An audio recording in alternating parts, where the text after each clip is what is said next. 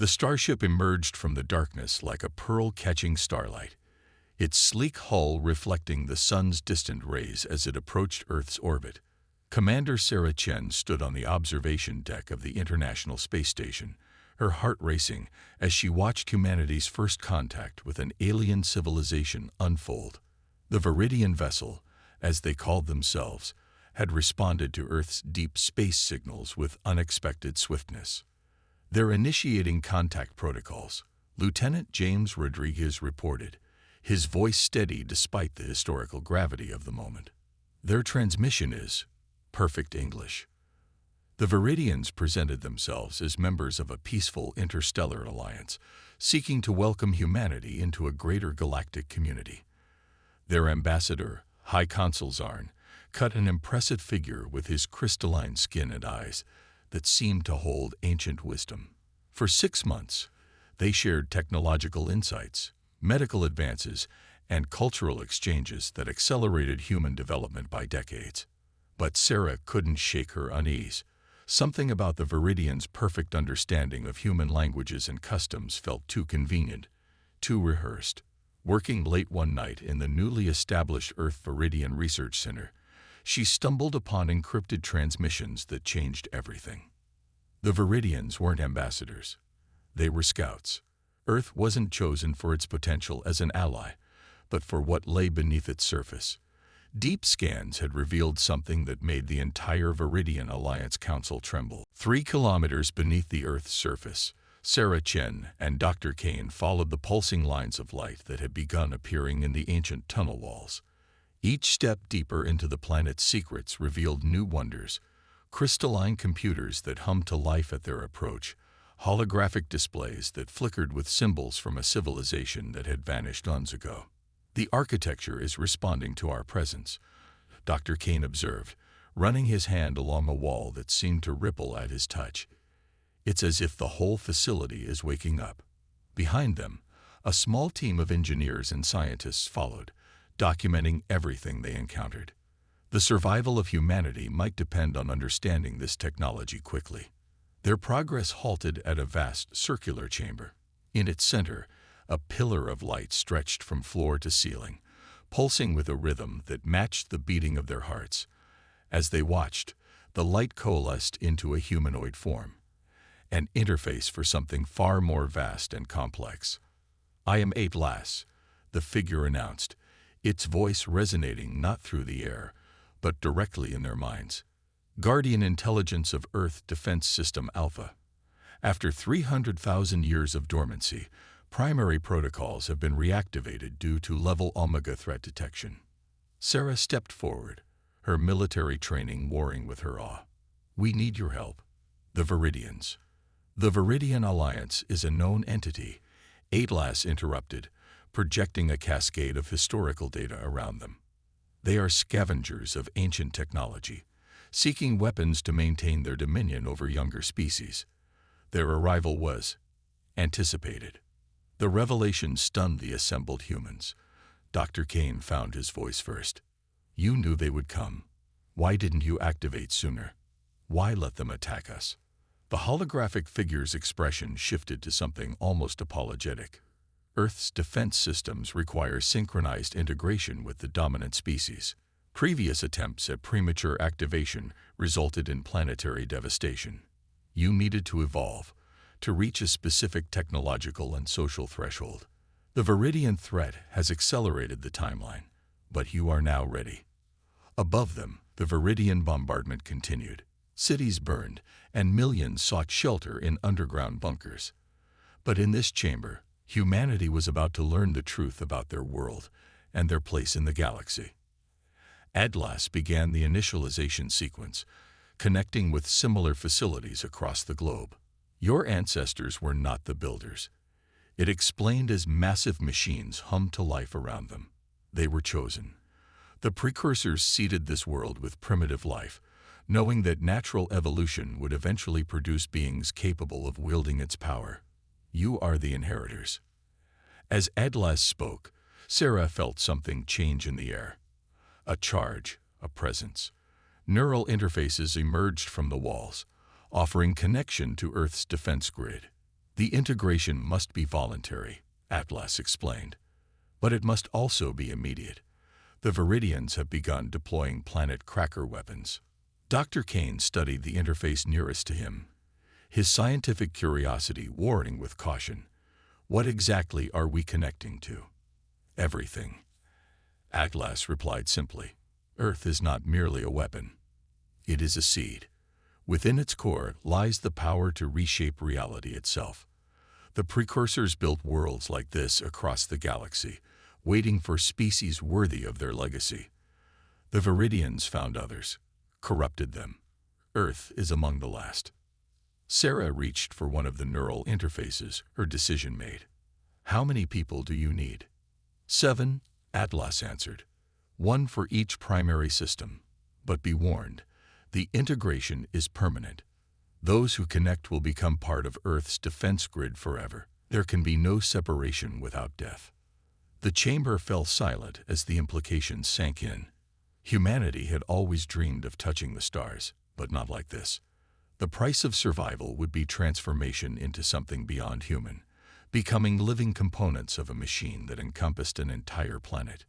Sarah looked at her team, seeing the same mix of fear and determination in their eyes. Above them, another Viridian bombardment shook the facility. They were out of time, out of options. 7 steps forward, 7 hands reached for the interfaces, and 7 voices spoke as one. We accept. The chamber erupted in blinding light as the transformation began. Earth's ancient machinery surged with power, and deep within its core, weapons that defied physics stirred from their eon-long slumber.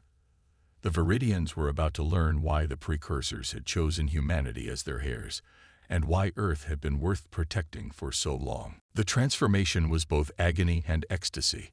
Sarah felt her consciousness expand, merging with Earth's vast defense network. She was everywhere at once, in the molten core, the oceanic trenches, the upper atmosphere. Through her new awareness, she sensed her 6 companions similarly dispersed throughout the planet's systems. They were no longer merely human. They had become the synapses of a world-spanning nervous system. Primary weapons grid online. Dr. Kane's voice resonated through the planetary network. His consciousness now controlled Earth's defensive arrays, each mountain range concealing artillery that could shatter fleets. The Viridians have no idea what's coming. The first sign that something had changed came when the Viridians' planet cracker beam struck Earth's atmosphere. Instead of penetrating to the surface, it encountered a shield that hadn't existed moments before, a barrier of pure energy that encompassed the entire planet.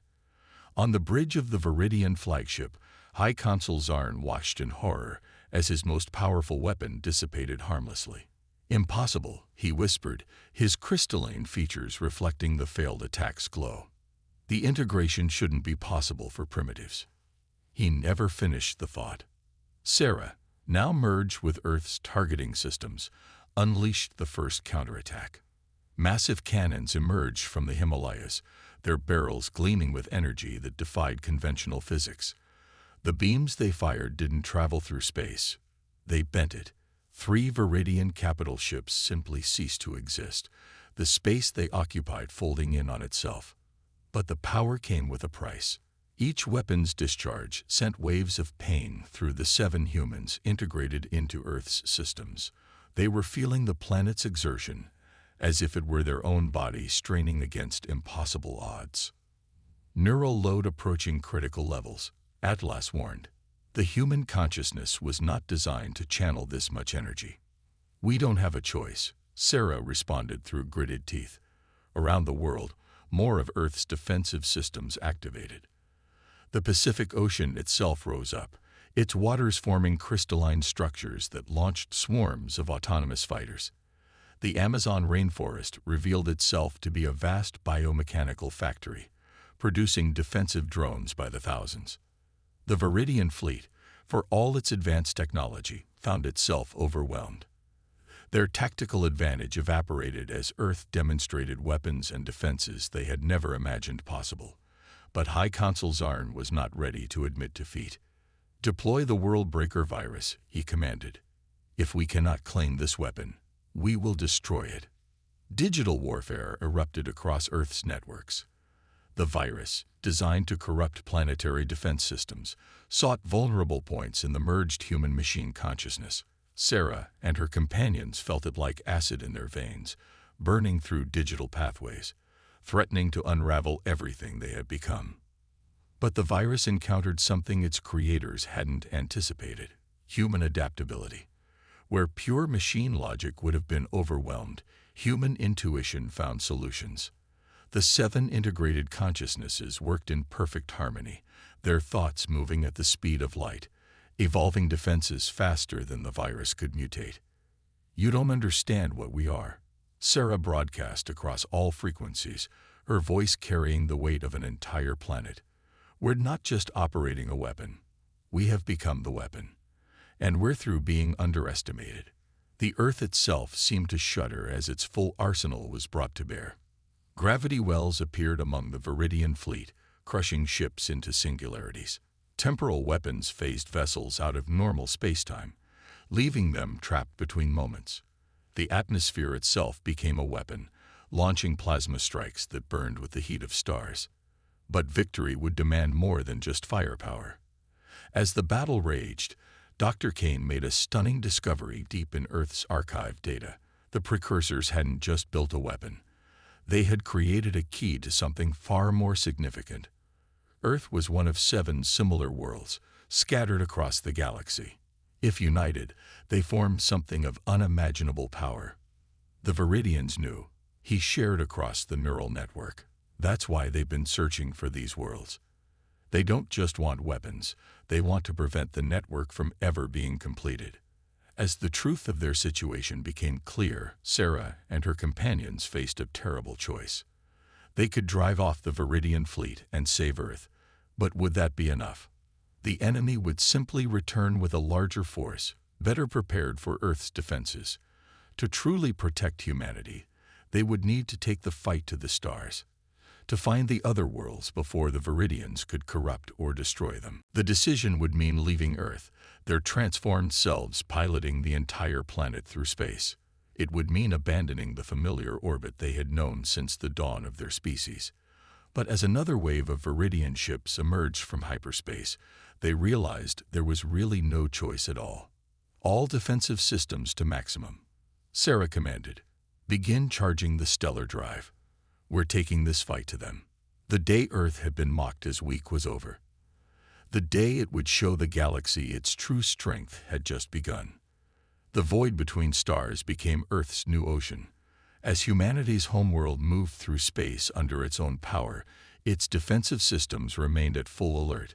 The 7 integrated consciousness, now calling themselves the Guardians, had learned to better manage the neural load, but the strain of maintaining Earth's systems never truly faded. Sarah, her awareness spread across multiple systems simultaneously, detected the approaching signal first. It wasn't Viridian in origin, nor did it match any known configuration. The transmission carried an ancient signature, one that resonated with Earth's core systems. Another world ship, Dr. Kane confirmed, his consciousness analyzing the data. But something's wrong with its signal pattern. It's distorted. The source of the transmission revealed itself as they approached. A planet-sized mass of twisted metal and corrupted technology. What had once been a sister world ship to Earth was now a grotesque monument to Viridian manipulation. Its surface writhed with cancerous growths of machinery, its once proud weapons turned inward, torturing the world's very core. By the precursors, Atlas's voice carried genuine horror. They broke the integration protocols, forced a connection with an unprepared species. Through their enhanced senses, the Guardians could feel the agony of the corrupted world. Its own Guardians, driven mad by premature integration, were trapped in an endless loop of torment. The Viridians had tried to seize control of the world ship by brute force, and the result was an abomination. As they processed this discovery, a new transmission cut through their communications, a familiar voice that chilled them to their core. Magnificent, isn't it? High Consul Zarn's smug tones filled their awareness. A shame about the original inhabitants, but they served their purpose, as test subjects usually do. The truth hit them like a physical blow. The Viridians' attack on Earth hadn't been a simple invasion. It had been an experiment. They had been pushing humanity, deliberately provoking them to interface with their world systems. But why? You know so little of your true purpose, Zarn continued. The precursors weren't building weapons. They were building a prison. And you've just activated one of the keys. Through the vast network of Earth's data archives, the full horror of their situation began to unfold. The 7 world ships weren't meant to be united. They were meant to stay separated, maintaining a galaxy-spanning containment system. Something had been imprisoned long ago, something that the precursors had feared enough to turn entire planets into lockboxes. And now, Zarn's voice tricked with satisfaction. Thanks to your premature activation, the seals are weakening. Can you feel it? The stirring in the dark between stars. Sarah extended her awareness. And indeed, there was something out there. A presence that defied description, pressing against the fabric of reality itself. The corrupt world ship's signals were reaching out to it, like a beacon calling something home. We had to be sure humans were compatible with the integration protocols, Zarn explained. Your world was our final test. And now we know exactly how to proceed with the others. The pieces fell into place with terrible clarity. The Viridians weren't trying to claim the world ships as weapons. They were deliberately destabilizing the containment system. They had twisted one world ship into a lure, and now they had confirmed they could force others to activate prematurely. Dr. Kane's consciousness pulsed with sudden realization. The virus, he broadcasted to his fellow Guardians. It wasn't meant to destroy us. It was mapping how we interface with Earth's systems. Indeed, Zarn confirmed. And now we have everything we need to proceed.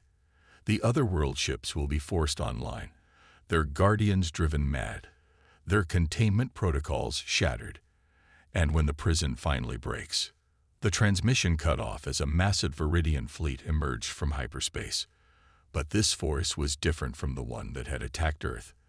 These ships were corrupted, twisted, their hulls marked with the same cancerous technology that infected the broken world ship. They've made a terrible mistake, Atlas announced, its voice heavy with ancient knowledge. They believe they can control what they're about to release. The precursors knew better. As the corrupted fleet advanced, Sarah and her fellow Guardians faced a decision that would affect not just humanity, but all life in the galaxy. They could flee, preserve Earth and its people, perhaps even warn others. Or they could stand their ground, face whatever horror the Viridians were about to unleash, and prove that humanity's strength wasn't just in their weapons, but in their will to protect others from devastation. The choice, when it came, was unanimous. Earth's weapons armed, its defenses prepared for what could be their final battle. They had been chosen as guardians for a reason, and they would not abandon their post. All systems to battle stations, Sarah commanded, her voice carrying across the void. Whatever's coming, it faces us first. Space itself seemed to warp and twist as the ancient horror began to manifest. Between the corrupted world ship and the Viridian fleet, reality tore open like a wound in the cosmos. What emerged defied description. A vast, shifting mass of impossible geometries and corrupted physics that consumed light itself. At last, Zarn's voice echoed across all frequencies, tinged with madness. The power the precursors feared, the ultimate weapon. But even as he spoke, the entity's true nature became clear. It didn't acknowledge the Viridians as masters. It simply began to consume them. Corrupted ships vanished into its mass, their crews' screams cut short as they were absorbed into something beyond death. At last, Sarah called out, her consciousness racing through Earth's databases. What are we dealing with? The anti-pattern. Atlas replied, its voice heavy with ancient dread. A cosmic parasite that consumes reality itself. The precursors didn't build weapons, they built quarantine systems. We are not guards of a prison, but custodians of containment. The 7 Guardians felt their transformed bodies resonate with this truth. Earth's systems had never been designed solely for warfare. They were maintenance tools for an unimaginably vast cosmic defense network. The other world ships. Dr. Kane's thoughts raced across their shared consciousness. They're not just separate containment units. Together, they form a pattern that holds reality stable. The Viridians have disrupted that pattern. The anti-pattern grew with each ship it consumed, its impossible form threatening to engulf everything in its path. The corrupted world ship's mad signals had weakened the barriers between dimensions just enough to give it a foothold in normal space. Sarah reached deeper into Earth's systems than ever before, past the weapons, past the defenses, into something far more fundamental. "We're looking at this wrong," she broadcast to her fellow Guardians. "We're not meant to fight it. We're meant to repair the pattern." Understanding flooded through their shared consciousness. Earth wasn't just a world ship. It was a key component in a universe-spanning geometric engine designed to maintain the stability of space-time itself. The weapons were just a backup system. The true power lay in creation, not destruction. "Full power to the pattern generators," Sarah commanded. Earth's core began to pulse with new energy as hidden systems activated. The 7 Guardians felt their consciousness expand even further, touching the very fabric of reality. "We'll need more power," Dr. Kane warned. "The pattern is too degraded. Then we'll give it everything," Sarah responded. Humanity survived on Earth for millions of years, evolving, growing, fighting, loving. All that energy, all that life force, it's recorded in the planet's very bones. We are not just its guardians. We are the sum of all human experience. As one, the 7 channeled not just Earth's technological power, but the accumulated spiritual and emotional energy of countless generations. The planet began to transform, not into a weapon, but into its true form, a vast geometric engine of creation and stability. The anti-pattern recoiled as new lines of force emerged from Earth, not attacking, but restructuring the space around it. The corrupted world ship's signals were overwhelmed by a new pattern, one that sang with the collective will of humanity. "The containment field is regenerating," Atlas announced, "but we need to close the breach." The Guardians pushed their integration to its absolute limit, their human consciousness expanding to encompass concepts that no mortal mind was meant to grasp. They felt their individual identities begin to blur, merging not just with each other and Earth, but with the fundamental forces of the universe itself. In that moment of transcendence, they understood everything. The precursors hadn't chosen humanity by chance. They had nurtured them, guided their evolution toward this very moment. Humans, with their unique capacity for both logic and emotion, structure and chaos, were the perfect bridge between the material and the abstract. With this final understanding, they acted. Earth's true power flooded outward, not as a weapon, but as a restoration force. The pattern reasserted itself, reality stabilized, and the breach began to close. The anti-pattern, denied its foothold in normal space, was forced back into its prison dimension. The corrupted world ship, freed from its torment, began to heal under Earth's influence. The few surviving Viridian ships fled, their great plan in ruins, their leader's madness exposed to the galaxy. As the crisis passed, the 7 Guardians found themselves forever changed. They were no longer simply human, but they had preserved their humanity's most essential qualities: the ability to adapt, to empathize, to create rather than destroy. The pattern must be maintained, Atlas reminded them. The other world ships must be found, restored, their own guardians awakened properly. Sarah felt the truth of this in her transformed being. Earth had a new purpose now, and humanity with it. They would no longer be seen as weak, but neither would they be feared as a military power. Instead, they would be known as the custodians of reality itself, protecting not just their own world, but all worlds, from forces that threatened the very fabric of existence. "Send word to the human colonies and settlements," she commanded. "Tell them Earth isn't just our home anymore. It's our destiny. We are the pattern keepers now, and our real work is just beginning." as Earth prepared for its new mission, its transformed surface glowing with geometric patterns of power. The seven guardians looked toward the stars with new understanding. They had been mocked as weak, but they had proven to be something far greater. They had become the guardians not just of their planet, but of reality itself. The galaxy would remember this day not as a triumph of weapons, but as the day humanity embraced its true cosmic purpose.